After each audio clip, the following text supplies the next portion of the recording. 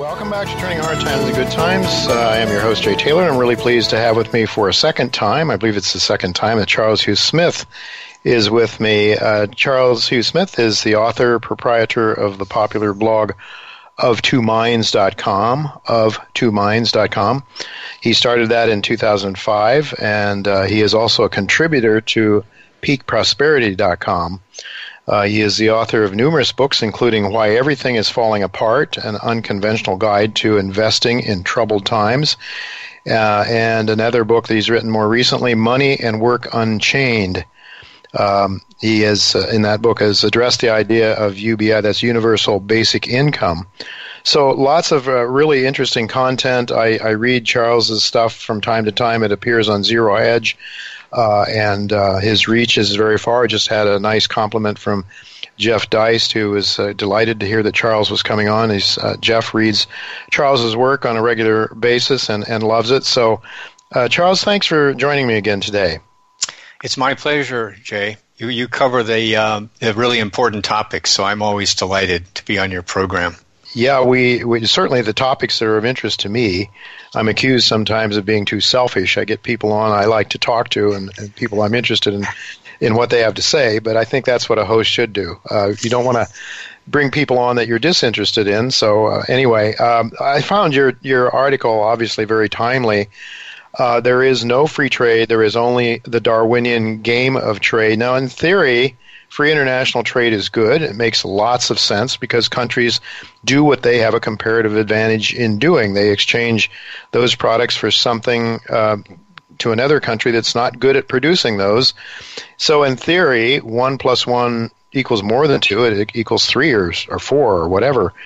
But in reality, your article points out that isn't the way the world really works. You point out that the world is really a dog-eat-dog sort of a place, so that international trade boils down to 4 Darwinian goals that has more to do with what might makes right than fairness, I would say.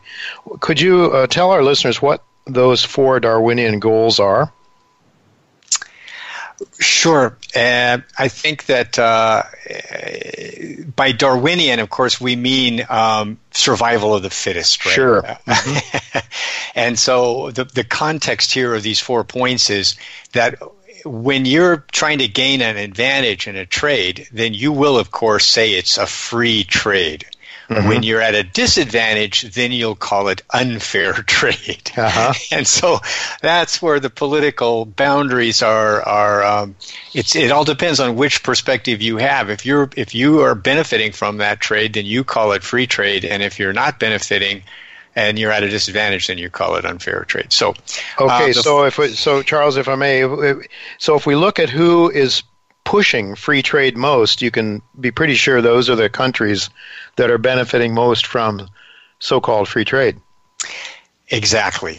And so if we look back over history, as you say, in general, trade is very beneficial for the reasons you described, comparative advantage, and it allows every enterprise to have a broader market, right? Because now you can sell, overseas. So, but stripped of these sort of abstractions, what I think trade boils down to is, number one, find foreign markets to absorb your excess production. Mm-hmm. So if you're making too many TVs, you got to find some place to dump them. Mm-hmm. Number two, extract foreign resources at low prices. So foreign trade in this case is you go buy say a copper mine someplace in a third world country where the production costs are cheap, and then you can guarantee a nice low cost supply of copper. Number three is deny geopolitical rivals access to these resources. So if you can control, say, oil in a particular area, then you can deny that oil to your geopolitical rivals. Mm-hmm. And number four, you want to open other people's markets to your capital. In other words, so that your citizens and corporations can go buy the resources in other countries. Yeah, and in fact, you also recently wrote an article, I think, to do with that whole issue of getting, the capital aspect, that last of the four. Could you talk to us a little bit more about that? Perhaps I can't remember the name of the article that you wrote, but there was an article that you actually talked about the capital, about capital fitting into the trade issue. Right. And so, Jay, the context here is the major nations and trading blocs like the European Union, the U.S., Japan, and China, they have central banks that create basically free money, as you've discussed with many of your guests. So corporations in these nations can borrow money at almost nothing, and then they can go into developing world countries, and they can outbid the local people for the key profitable resources. And so it's really unfair because they're not all the cost of capital and the access to capital is completely skewed in favor of those nations with central banks creating money for nothing. Yeah, well, the central banks, I would think, the ones in particular that are aligned with what I call the Anglo-American Empire, or the United States, which owns the world's reserve currency, at least at the moment it does. It's not as if, Venezuela has a central bank as well, but nobody's accepting Venezuelan currency these days, I think, right? So it must be that that America and countries closely aligned with America, the European countries that have strong central banks, it's not just any central bank. So what you're saying is it would be mostly those countries that are aligned to the empire, perhaps, that benefit most? Well, certainly those that have the largest economies, and therefore the world accepts their currencies, at least as you said at this point. Mm-hmm. I'm looking at a map that I just came across this morning of average weighted tariff rates applied across all products, and I think this was the World Bank or the IMF or somebody. I can't remember the sources. World Bank. And the countries with the lowest tariffs, we're looking at, actually Canada is a little bit lower, according to this, a little bit lower than the U.S. The U.S., Australia, and Western Europe, and these are countries that are most closely aligned, I would argue, with the United States. And you go to countries like the ones that agricultural countries or raw material countries like Brazil, Argentina, several African countries have the highest tariffs. I think maybe it's Bangladesh. India is pretty high. Their tariffs are pretty high. China and Russia, not as high as India, but also have pretty high tariffs. I think in your article you talked a little bit about countries that produce raw materials. In fact, one of the few ways that they may be able to protect themselves from being devoured by some of the more powerful countries is by slapping on tariffs. Do you think that's maybe accounts for why some of those countries have higher tariffs? Yes, Jay, I think that's true. And if we could look back at the history of the United States, when it was a developing country in the 18th century, the U.S. also had high tariffs to protect domestic industries from competitors who could just beat the pants off of domestic producers. But this is where we have to realize there's more to value, in our economy than simply the dollars and cents or the profits to be earned from exporting or importing. In other words, there's a national security interest really in having a domestic production economy, and so if we just look at exports and imports and profits, we might think, oh, we're doing great because, we're importing a lot of stuff at very low prices. But if we've lost our production base, we've actually weakened our nation. Never mind how much profit got earned. Would you argue that that's what's happened in the United States? We certainly have lost the production of things that people, we're, the high tech, of course, is what we excel in to a great extent, but thinking of the manufacturing base, is there some claim to Trump's argument that if we lose our steel manufacturing, we don't have a country? You can argue with that, but in my view, you do want to support production of essentials in your own nation, and that because you can't really, if you look at history, you can't really count on imports flowing in at low prices forever. Things happen. Mm-hmm. And so you're creating a very fragile economy if you're dependent on other nations for your essentials. And you can't really put a price tag on that. So whether it's steel or soybeans or wheat or aircraft carriers or aircraft, there's computer chips. There's a lot of things that are considered national security interests. And so I think we do need to look at the value above and beyond the profit margin. You commonly, as you point out in your article, one of the big arguments for so-called free trade is that consumers benefit so much from that. I mean, that's always the push. Of course, there's a lot of consumer votes out there, but you point out that it isn't the consumers are not really doing all that well. There's some other interests that do a lot better. Could you comment on that?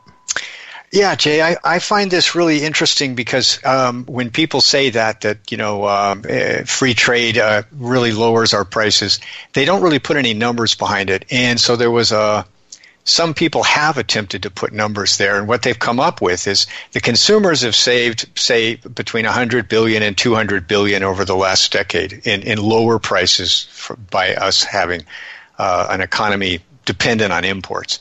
But American corporations, which offshored all of their production in order to, increase their profits have gone up from $400 billion a year before the emergence of China as a trading powerhouse to $2.3 trillion, almost $2 trillion more a year in profits, much of which has been earned from offshoring production to Asia. And so it seems to me the corporations have benefited, the consumers has gotten crumbs. Mm-hmm. And the quality. Oh, pardon me. No, go ahead. Oh, and the quality of the goods that are being imported has declined dramatically. Yeah. Yeah, it's so, and this is what Trump called the hollowing out of, or other people have talked about, the hollowing out of the middle class, the industrial base of the United States.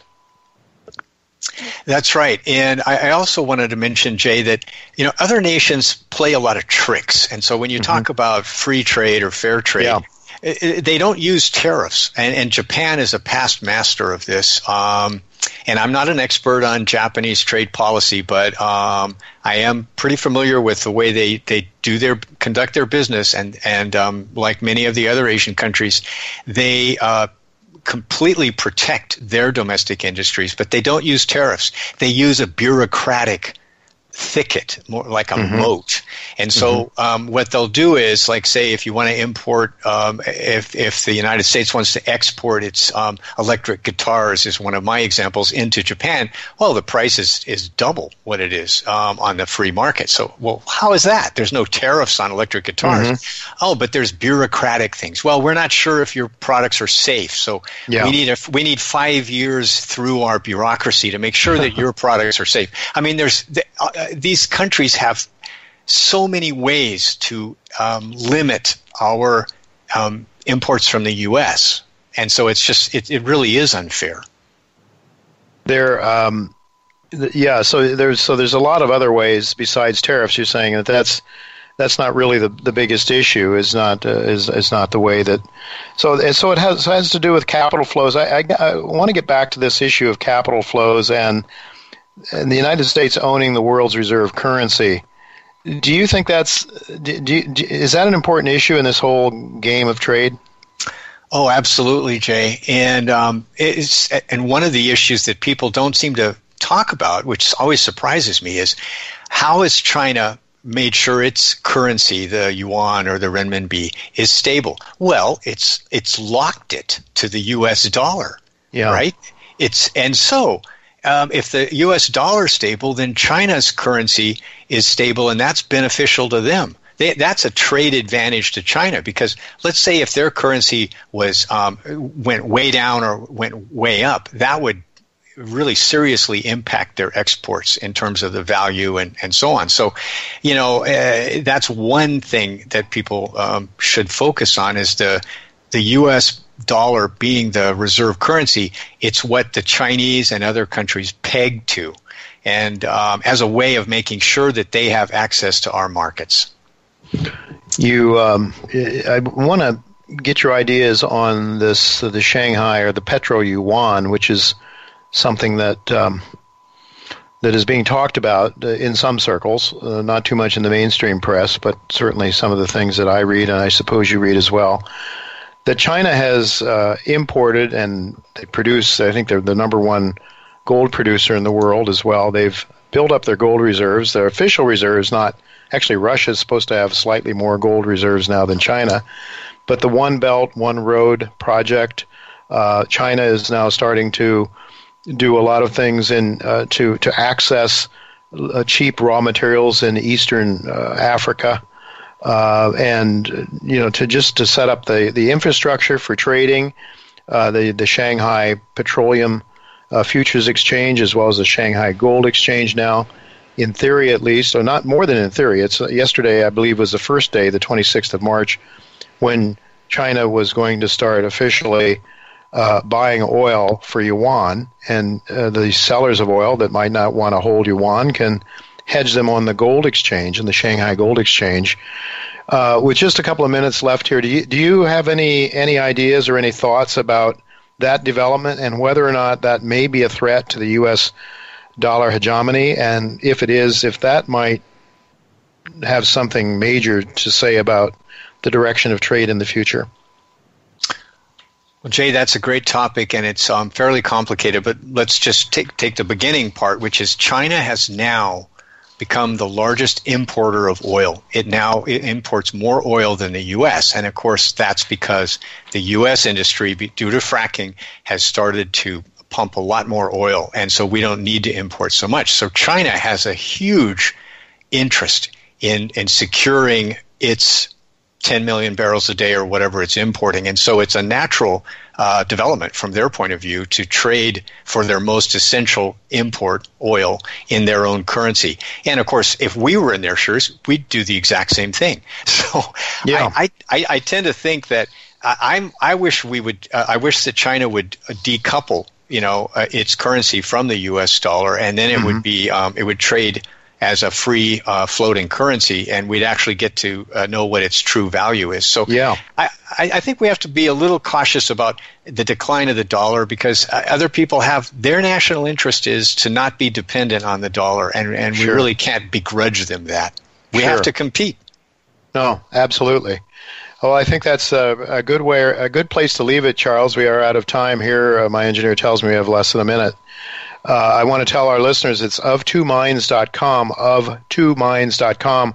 I guess, Charles, that's where people should go to follow what you're doing. And also, you don't charge people, but you do accept, gifts from people. I think my wife has sent you a little bit of money, and because we really enjoy your work. Jeff Dice said he does. And I would just tell people to go to of2minds.com. Check out Charles's work. Just some very insightful articles. How often do you publish, Charles? 3 times a week. 3 times a week. There you go. Well, I know I see it constantly. Zero Hedge picks up your material, and I should be going to Of Two Minds more often myself, probably to gain some more wisdom for this show. Thank you so much for being with us, Charles. It's great to have you, and I hope we can have you back again sometime in the near future. Thank you, Jay. It's been my pleasure.